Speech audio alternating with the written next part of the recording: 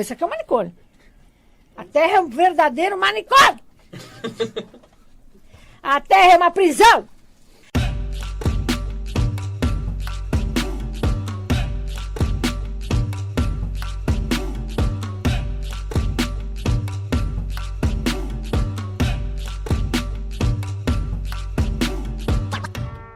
A ira ou a raiva é uma das emoções mais intensas e frequentes sentidas cotidianamente. Para muitos psicólogos e neurocientistas atuais, a raiva é considerada uma emoção básica que pode ser definida, em termos gerais, como uma pretensão de causar dano e hostilizar alguém. Outros nomes utilizados como sinônimo desse comportamento e sentimento são fúria, cólera, ódio, rancor, e que termo é melhor para exemplificar a ira do que o próprio retrato da guerra.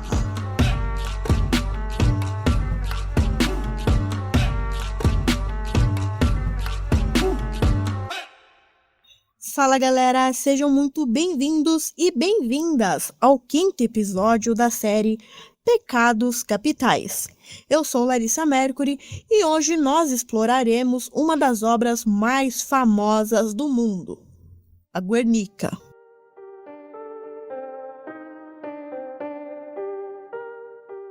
Provavelmente a obra mais famosa de Picasso, Guernica é certamente a sua declaração política mais poderosa, pintada como uma reação imediata devastadora à prática de bombardeio casual dos nazistas na cidade basca de Guernica durante a Guerra Civil Espanhola.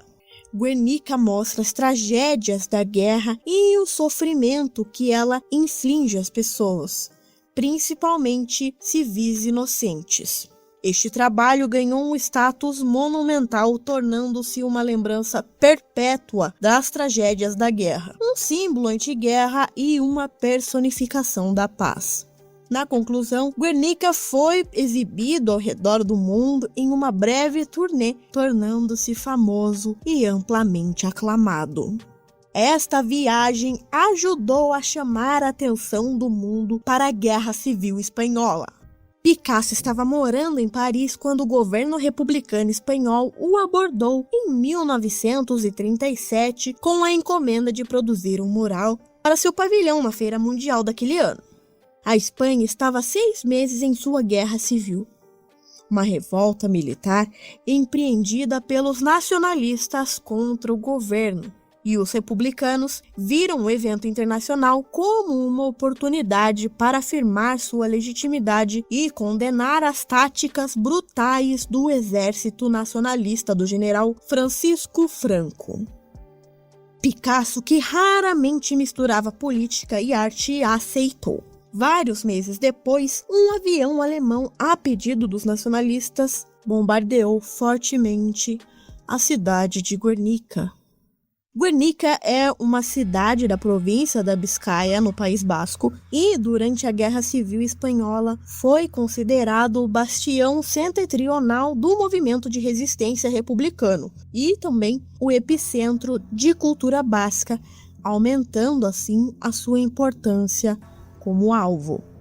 As forças republicanas eram compostas de facções variadas, comunistas, socialistas, anarquistas, só para citar alguns, com abordagens totalmente diferentes de governo e objetivos finais, mas uma oposição comum aos nacionalistas. Os nacionalistas, liderados pelo general Francisco Franco, também foram faccionados, mas em menor grau. Eles buscavam retorno aos dias dourados da Espanha, com base na lei, na ordem e nos valores tradicionais da família católica.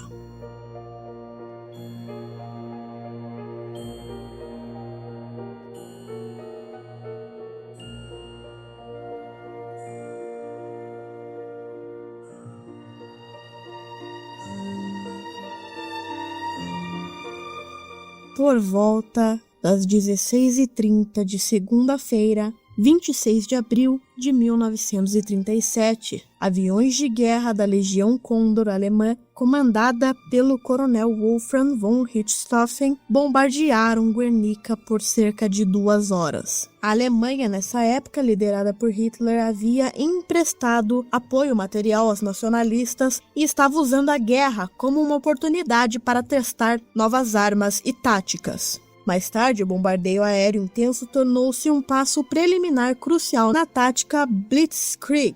A cobertura da devastação fez com que Picasso trabalhasse na encomenda, e ele concluiu a enorme pintura de 3,5 metros de altura por 7,77 metros de largura, em cerca de 3 semanas.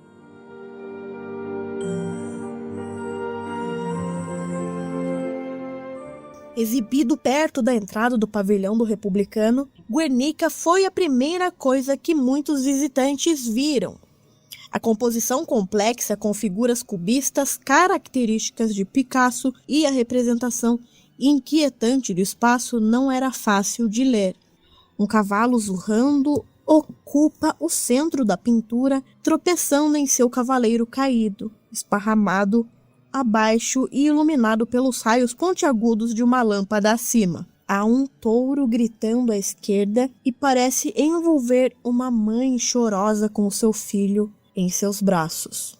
Uma figura fantasmagórica emerge de uma abertura à direita, segurando uma lâmpada a gás, enquanto uma mulher mais perto do primeiro plano pendura os braços em desespero. Mais atrás ao quadro, existe chamas e possivelmente ruínas consomem uma figura uivante. O Picasso pouco disse sobre o significado da pintura, deixando a interpretação para os espectadores, críticos e historiadores de arte. Embora clara como uma resposta emocional à violência sem sentido da guerra, a pintura com os seus temas incompatíveis confundiu os observadores no mundo justo. A obra obteve sucesso como declaração política e tornou-se um debate entre os estudiosos. As interpretações de Guernica variam amplamente, como eu disse anteriormente, e se contradizem. Isso se estende, por exemplo, aos 2 elementos dominantes do mural, o touro e o cavalo. A historiadora de arte Patricia Felling disse, abre aspas, o touro e o cavalo são personagens importantes da cultura espanhola. O próprio Picasso certamente usou esses personagens para desempenhar muitos papéis diferentes ao longo do tempo. Isso tornou a tarefa de interpretar o significado específico do touro e do cavalo muito difícil. O relacionamento deles é uma espécie de balé, que foi concebido de várias maneiras ao longo da carreira de Picasso. Fecha aspas. Alguns críticos alertam contra a confiança na mensagem política de Guernica. Por exemplo, o touro furioso, um grande motivo de destruição, já figurou, seja como um touro ou como um minotauro, como também o ego de Picasso. No entanto, neste caso, o touro provavelmente representa o ataque do fascismo. Picasso disse que significava brutalidade e escuridão, e provavelmente uma reminiscência do seu profético. Ele também afirmou que o cavalo representava o povo de Guernica. Quando a Feira Mundial terminou, a República Espanhola percorreu Guernica pela Escandinávia e Inglaterra para aumentar a conscientização e também angariar fundos para sua causa. Em 1939, no entanto, eles concederam a obra aos nacionalistas. E claro que Picasso se recusou veementemente a permitir que a pintura residisse na Espanha enquanto Franco governava, declarando que, abre aspas, a pintura será entregue ao governador da República Espanhola no dia em que a República for restaurada na Espanha. Fecha aspas. Assim, começou o longo exílio da pintura. Temendo a ocupação nazista na França, Picasso emprestou Guernica ao Museu de Arte Moderna, o MoMA, da cidade de Nova York. A obra permaneceu nos Estados Unidos e visitou, entre outros lugares, por quase 20 anos. À medida que a pintura viajava, ela ganhou fama, incitando, assim, um debate acalorado sobre a arte e as fontes literárias de Picasso, o processo de trabalho e os simbolismos de seus temas, entre outros tópicos.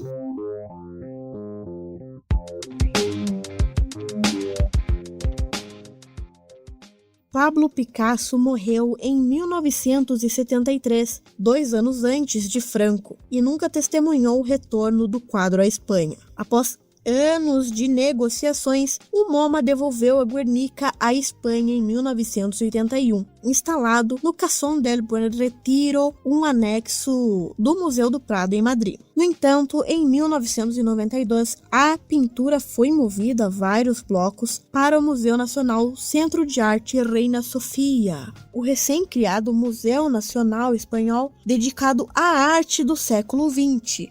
A mudança foi polêmica, pois desafiou o desejo expresso de Picasso de que a pintura ficasse entre as grandes obras-primas do Prado, mas a obra ainda se concentra no Museu Reina Sofia.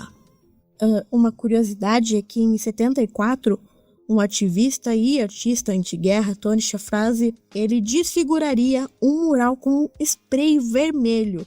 Ele fez isso como uma forma de protesto. A obra estava em exibição no Metropolitan Museum of Art de Nova York na época. Os curadores imediatamente limparam a pintura e Shafrazi foi para a prisão acusado de malícia criminosa.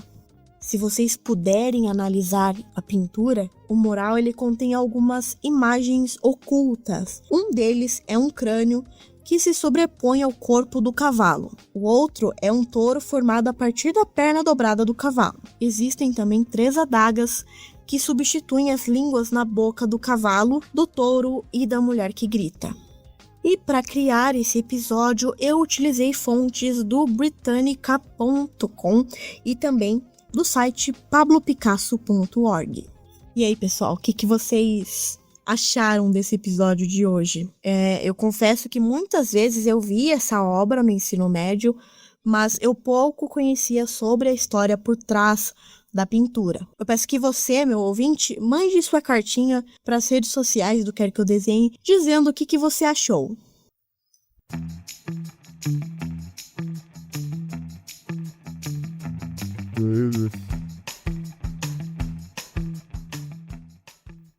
Vamos agora ao Quer Que Eu Indique.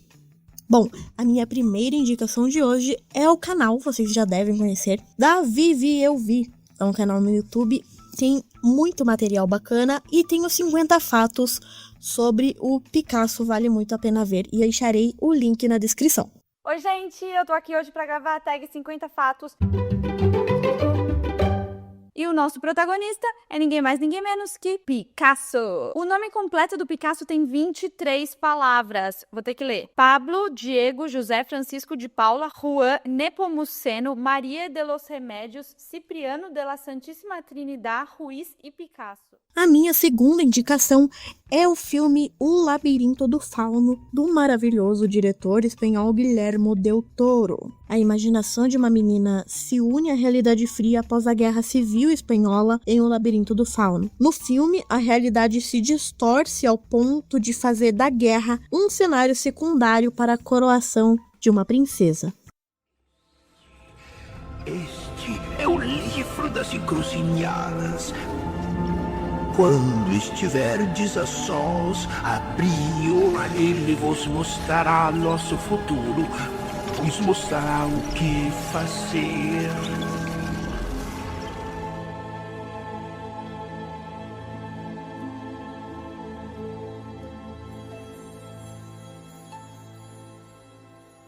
E a minha terceira e última indicação é a música Ódio, da banda Luxúria.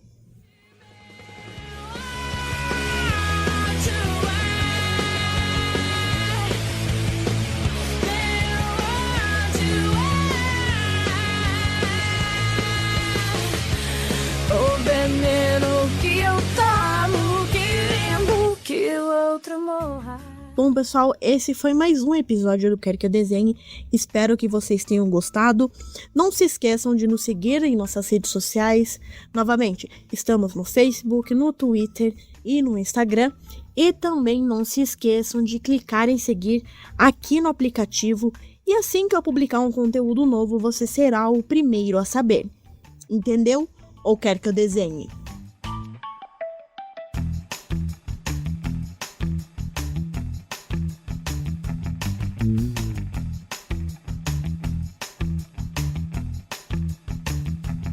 aí,